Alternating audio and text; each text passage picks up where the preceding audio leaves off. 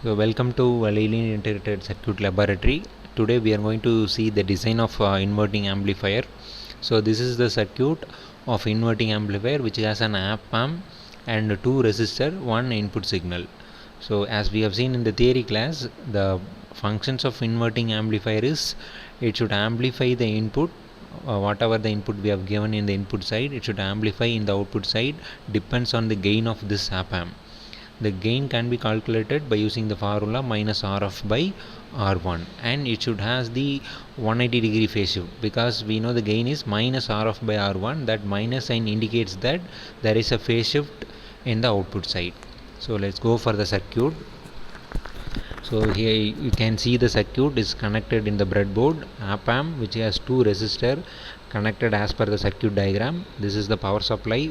So power supply is given from the dual power supply. We can give supply from 10 volt to 15 volt. It should not exceed the 15 volt. If exceeds 15 volt, then IC741 will get damaged.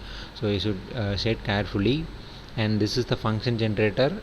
We should give the input from the function generator only. So we have given here 1 volt input supply and 1000 hertz or 1 kilohertz of frequency. So we have connected and given the output input in the pin number 2, and we have taken the output from the 6th pin.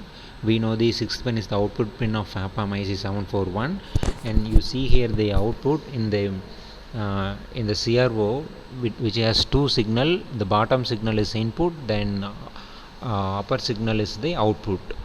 So both the knob is set at 1 volt.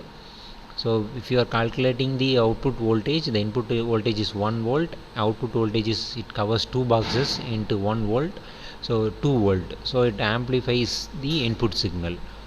So the gain is output voltage by input voltage, the 2 by 1, the gain is 2. So if you should hold the input signal so that we can see clearly the phase shift.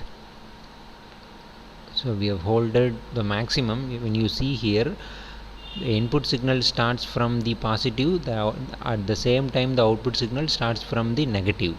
So it gets 180 degree phase shifted, because the gain is minus RF by R1. So it's we have got this output as per the design of inverting amplifier and as per the functions of inverting amplifier.